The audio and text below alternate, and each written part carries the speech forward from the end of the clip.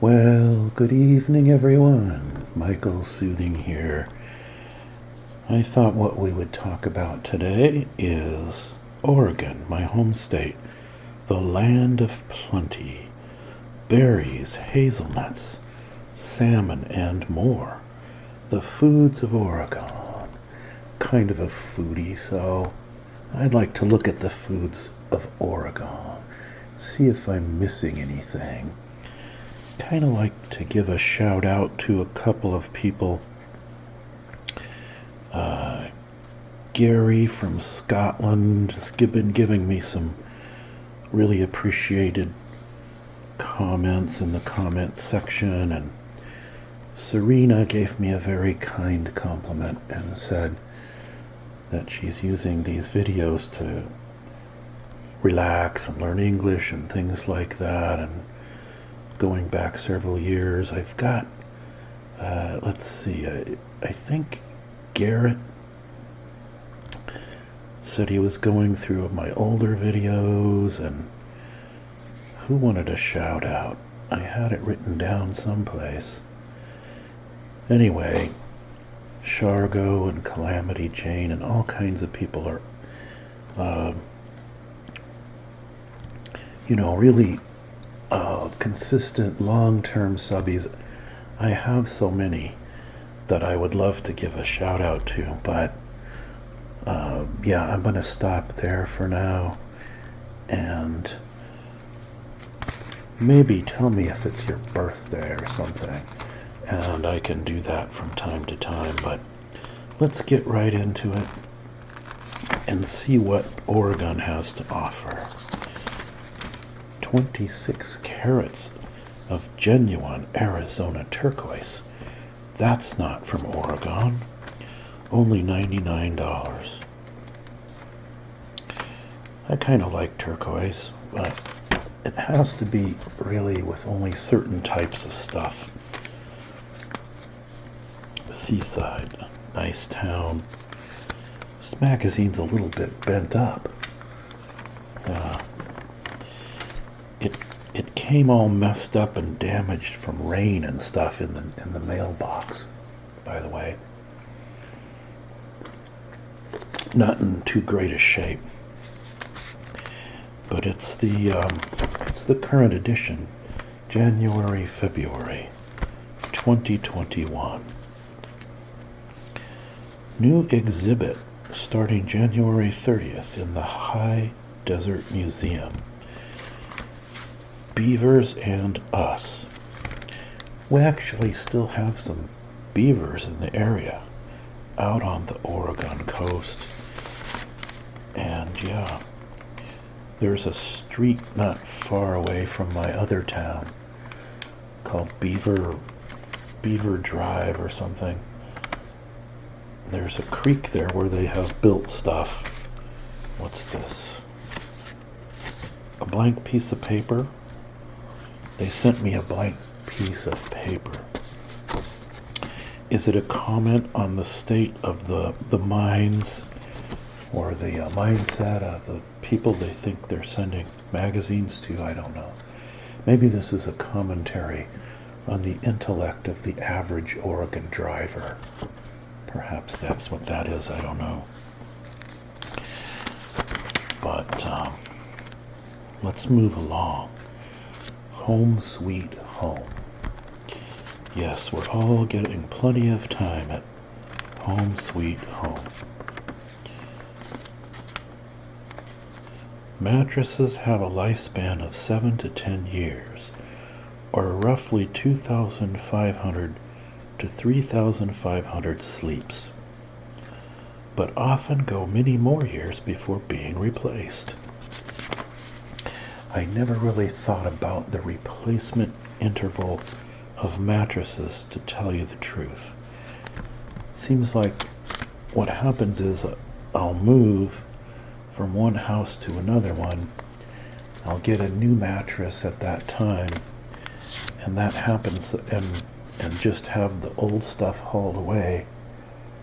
And that happens with enough frequency that I've never had to count the years. Smart life. Really. 5 things to do in the new year.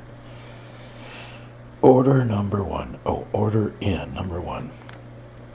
Make Valentine's Day special. Oh no. Valentine's Day's coming up. All men dread Valentine's Day because they have to figure out what to do with a treat that's reminiscent of past travels around Oregon. Goldbelly.com has options galore, including cheese from Rogue Creamery and Willamette Valley Pie Company's Marionberry Pie. Marionberry pie is quite good if it's made right. Ready to be shipped directly to your home. I'm not sure giving her a wedge of cheese would be all that well received as a Valentine's Day gift, but that's just me. I think I'm gonna have to get a mint here, because otherwise I'm gonna have a gravelly voice. Don't mind all that sound. I'm gonna have this little mint. This will help keep my voice under control. Check your detectors. I don't have to check the detectors because it started beeping in the middle of the night already. So I got a 10-year smoke alarm battery. Winterize your vehicle. But winter's almost over. Change your sipping style. Stop using disposable plastic straws on February 26th. Now, why does it say February 26th? What happens magically on that day? Oh, they're calling it Skip the Straw Day to reduce your volume of waste. Invest in a reusable straw. Okay, see, we have several reusable tubular metal straws. They're nice and big, so you can easily do a smoothie through them. But if you look inside of one, and all the stuff that gets stuck in there doesn't come out in the dishwasher, makes you want to go back to the plastic straw. Touch up your paint. Okay. Winter car care. I don't want to really remind myself of all the things I'm not doing. Besides, we don't get snow around here, so I don't need to switch to snow tires. You know, there's like 1 month of winter left. Why are they sending all this out now? Clean your lights. And if you have halogen lights, can you please put something over them so they'll stop glaring in my eyes? Thank you. The road back. All those sounds. There's the mint that I'm slowly sucking on. That's going to take forever to dissolve. Flying. Joanne's going to fly back very soon. Joanne and her daughter, Maria, will come here soon. Joanne just, they have to get a negative COVID test 2 days before flying, between 1 and 3 days before their flight, to bring to the U.S. from the Philippines. Let's see what it says. Restrictions will track with infection rates Flying will become more like the old normal if so, blah blah. I don't know. I'd rather not fly anywhere right now if I can help it. Speaking of Joanne, she just started making ASMR videos again after a long absence. So I'll encourage her to continue doing that when she gets back here. She'll be back in time for Valentine's Day. Good. But I gotta think of something. She's hard to buy for, I told you before. Driving. From a strictly epidemiological point of view, driving is the safest way to go from point A to point B.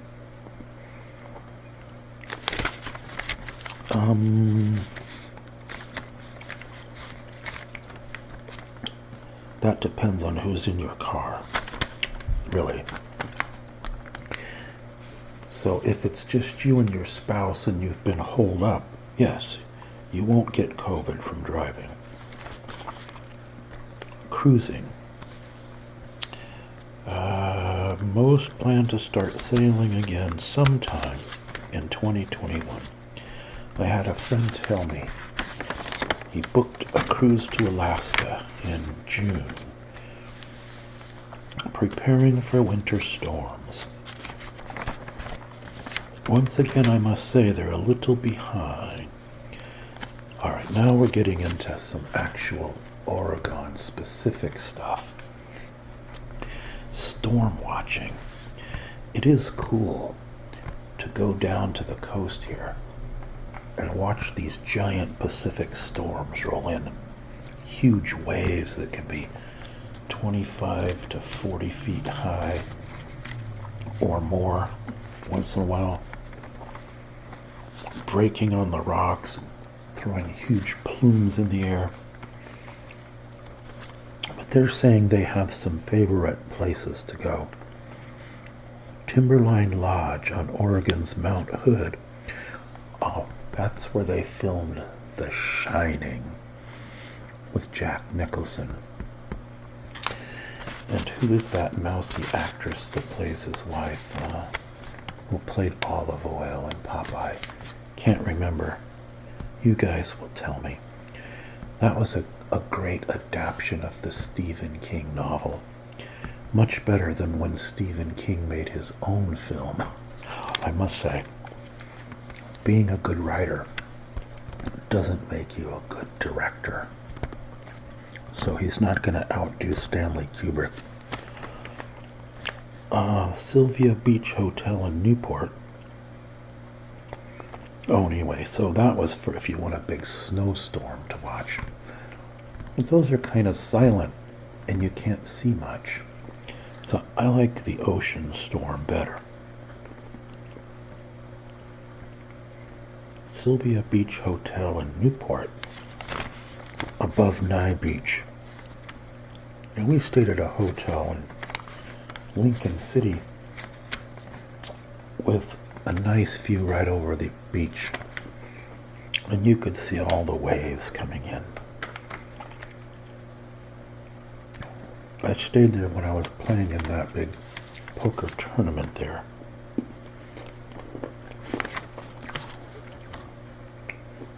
Uh-oh. I just ended up crunching up my mint. So,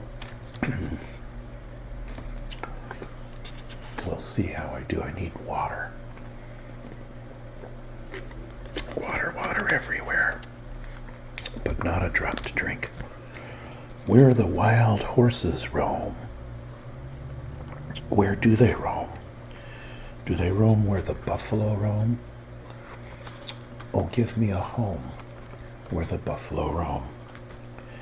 And the deer and the antelope play. Where seldom is heard a discouraging word. Oh wait, that's not what it says. Play in the snow. Tuck into savory meals. Where is it? The vast Warner wetlands, scanning the skies for migrating birds. It looks kind of bleak and empty out there. Kind of like the desert. We'll go over here instead. Seattle's Museum of Flight chronicles aviation history. I've never been there, so I'm gonna have to go. That's not in Oregon, however.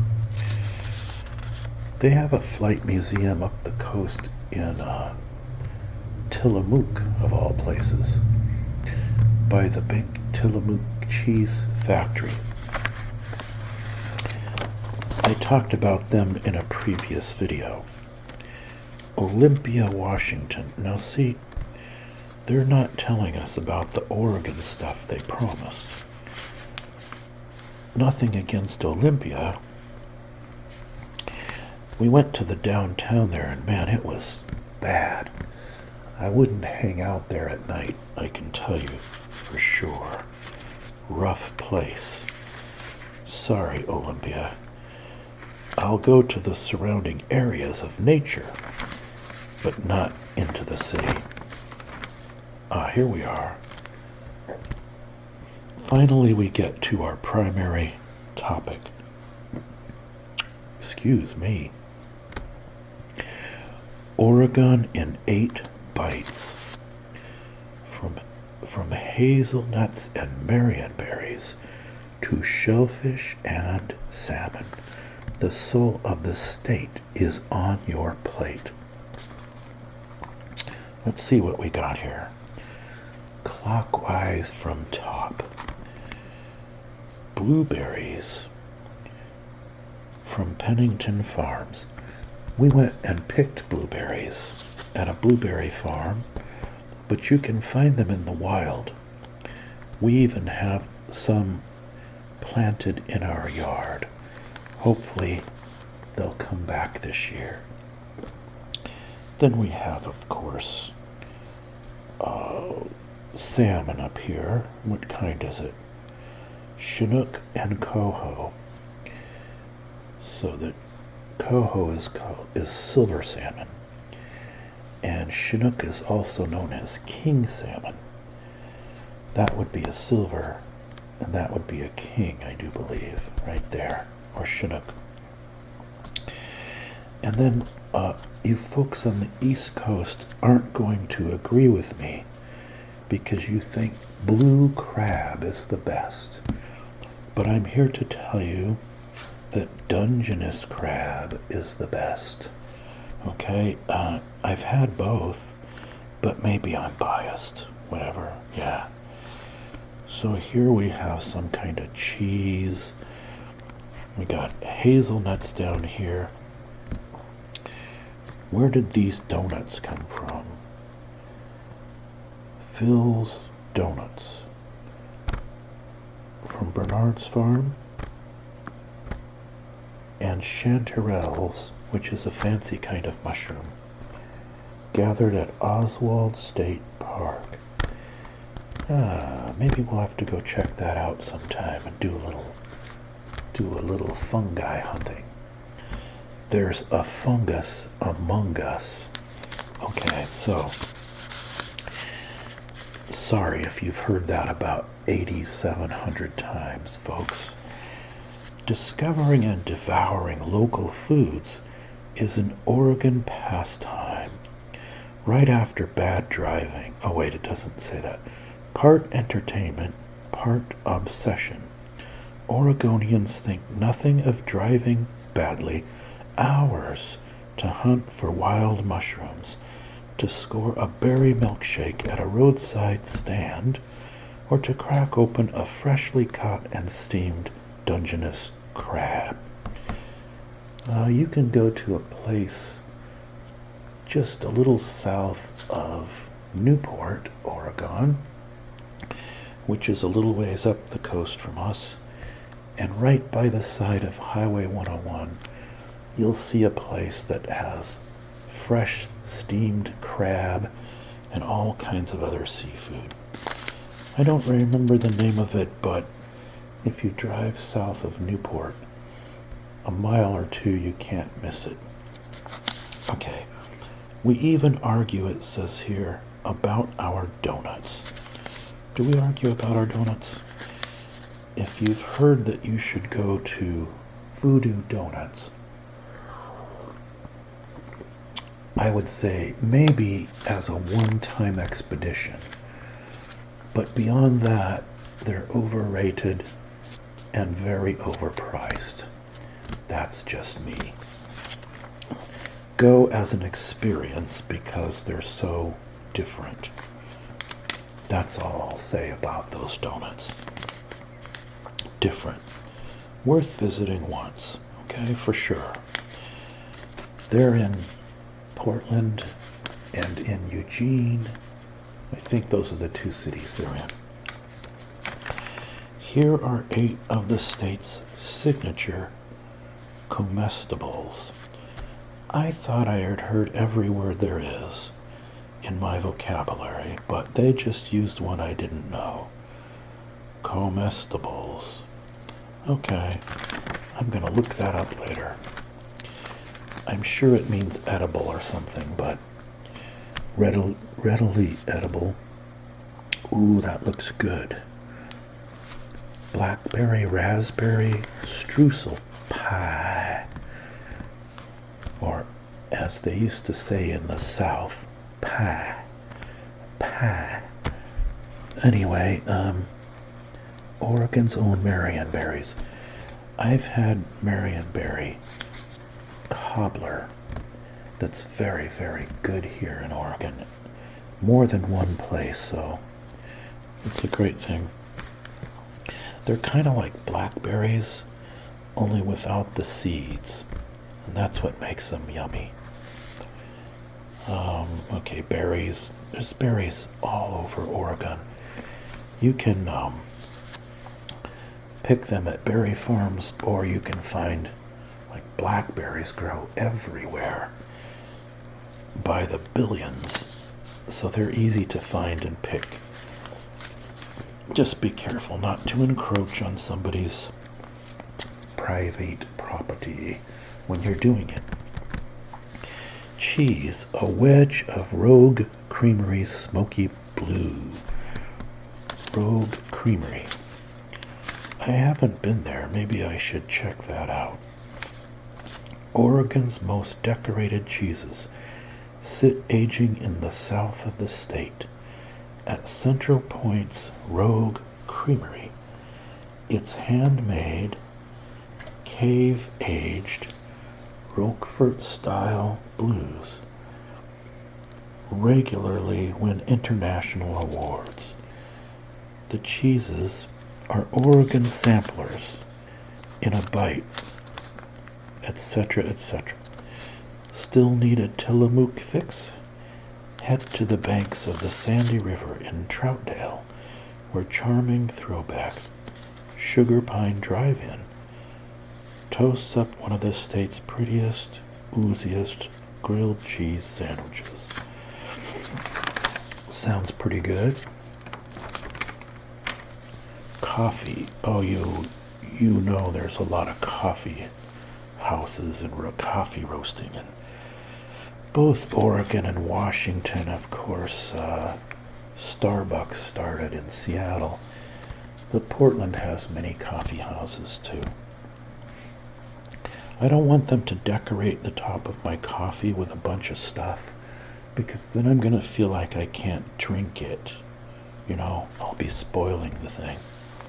So, I won't bother reading to you all of the different things.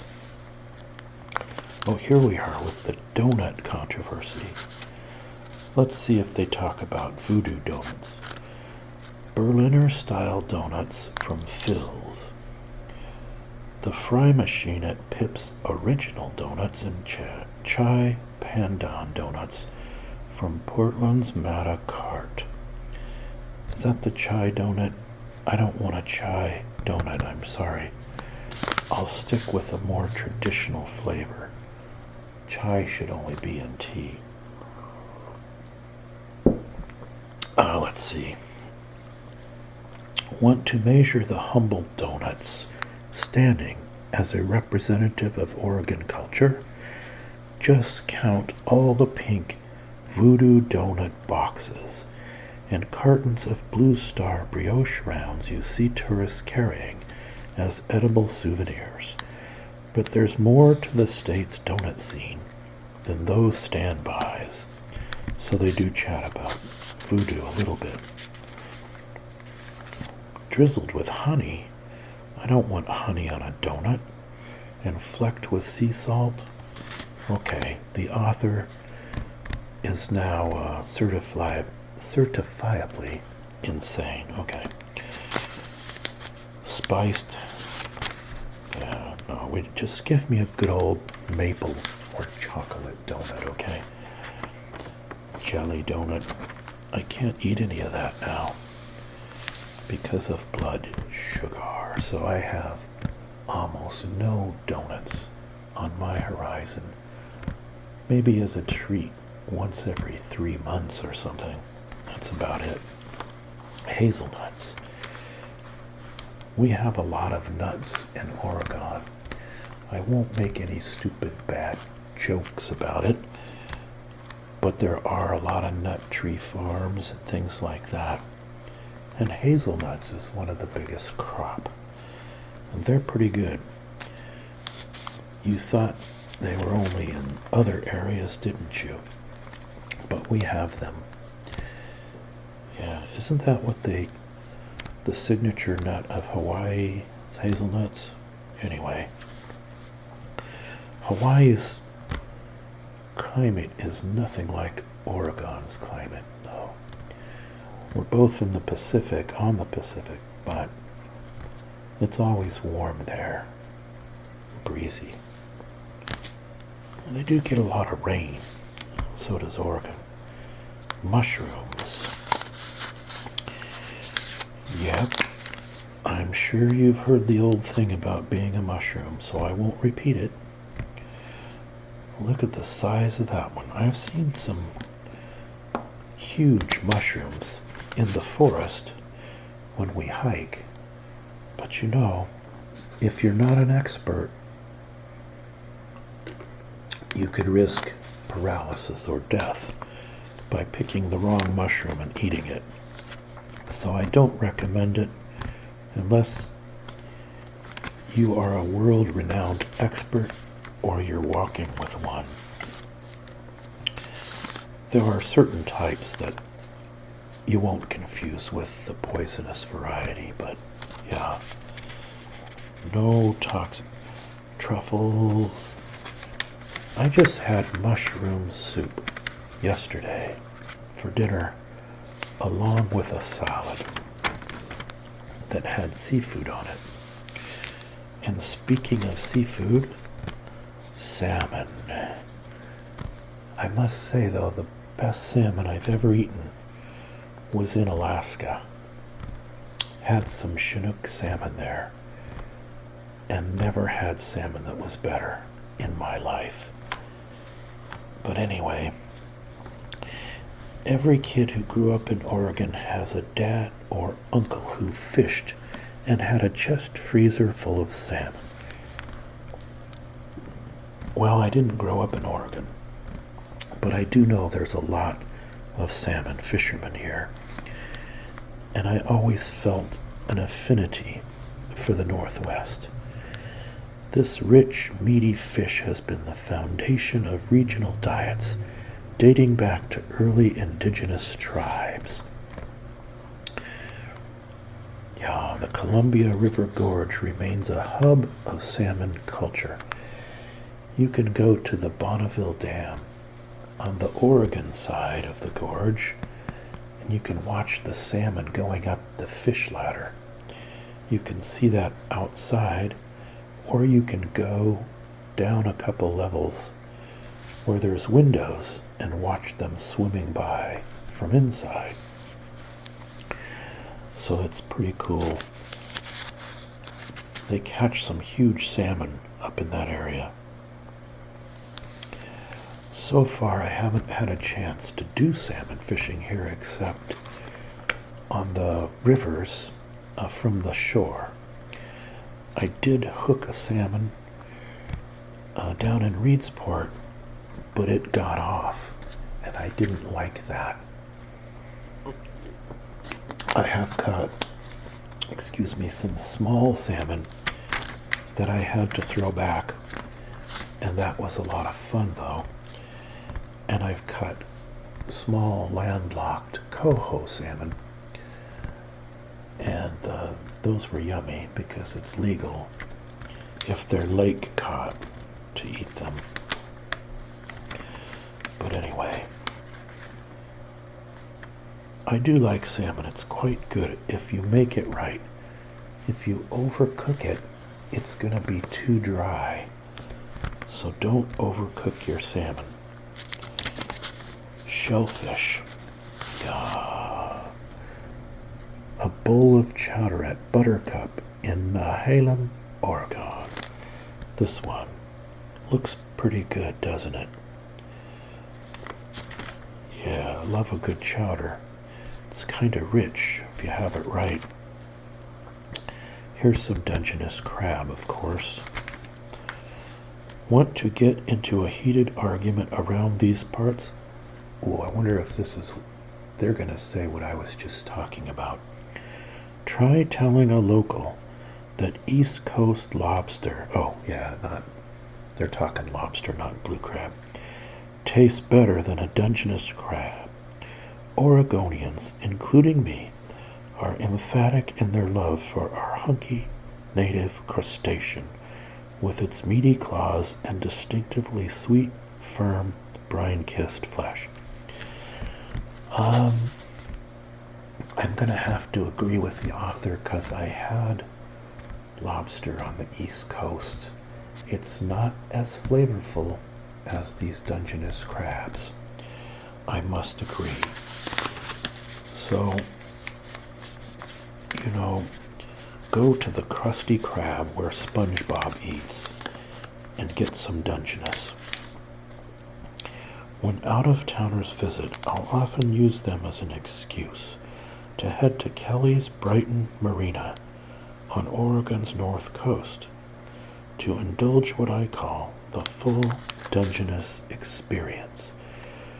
We rent crab pots and fling them from the weathered dock into Nehalem Bay, then lounge in big Adirondack chairs by the fire pit overlooking the water, sipping cans of Astoria's Buoy Beer Company while we wait to pull up our skittering treasures.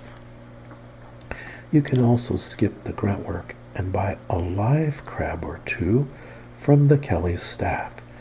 Either way, the crew will steam your crustaceans on site. Crustacean like this can be really yummy. But my advice to you is, don't be a crustacean, just eat them. How to be a nicer driver. What, you're going to tell me to stop doing road rage? How dare you? Okay, I've learned. Don't do road rage. Don't escalate any kind of confrontation. When I got my concealed carry permit for a firearm, one of the first things that you learn, if you're smart, is to de-escalate and avoid all confrontations, because you don't ever want to have to pull that weapon. So, swallow your ego and your pride instead of endangering everyone on the road, including yourself and your family.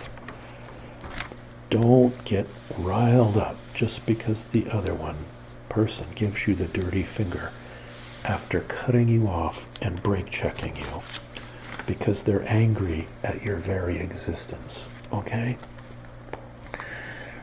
Change lanes correctly.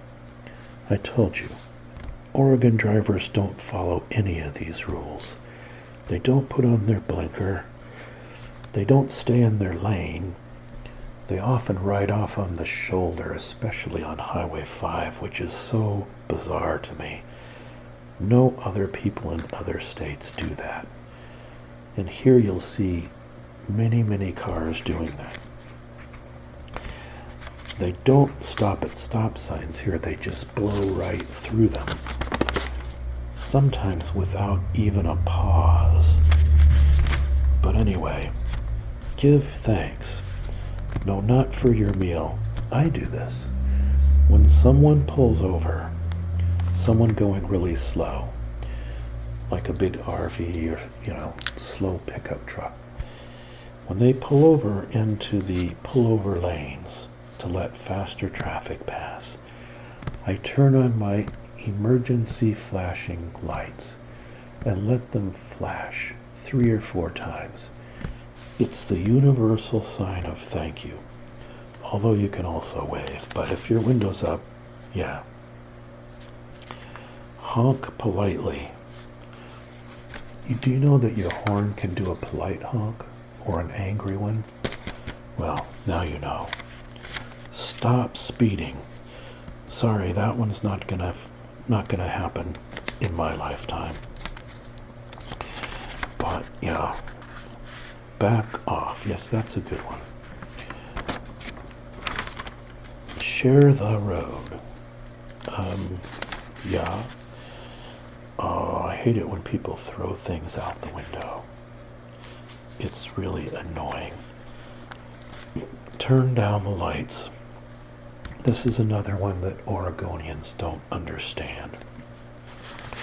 They love to blast you with high beams that are never turned down.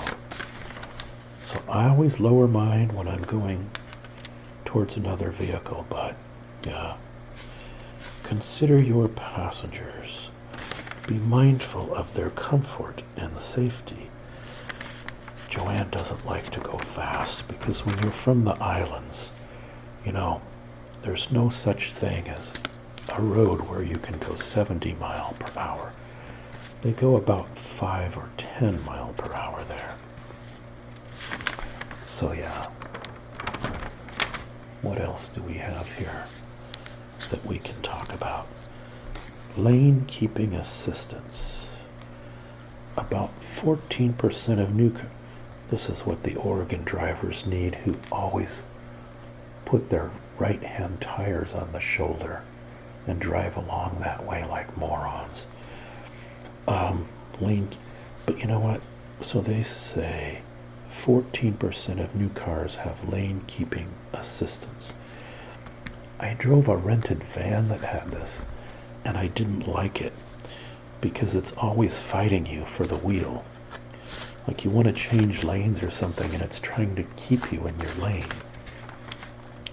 So I don't like it myself, but I think some other drivers could use. Blind spot warning. Please remember to always look over your left shoulder before merging left. Because again, in Oregon, no one looks. They just run into you, right? Instead of checking. So I never sit next to anybody on the highway. I never, ever drive in someone's blind spot because I don't want to get run into. Automated I don't want to read all this stuff about all these new technology, collision warnings. This is better. Back to nature. We want either food or nature. We don't want to be lectured, do we? Okay. Life without pain. Really? Chilly grandeur. Upper Mesa Falls in eastern Idaho. About 50 miles outside Jellystone National Park is a popular summer detour. Looks okay, but I don't know. Just like a normal river with a snowy hill, but yeah, something about skiing and whatnot. I don't ski, so too old to learn new tricks. I'll go back to storm watching. Next big storm, I'm gonna go check it out. Okay, everybody. I think maybe we've put you to sleep by now. or at least put you in a state of relaxation. So, until next time, I hope that you're having a good day and a good week, and that you can relax. Please click on the bell to get notified of new videos, and please give the video a thumbs up. It helps me, and it motivates me to want to make more videos. So I would appreciate that greatly. And I do appreciate all the comments. Sometimes it takes me weeks to get back and read them because I forget, but I always read every one, okay? Take care, everyone. Don't ASMR drive. Bye-bye.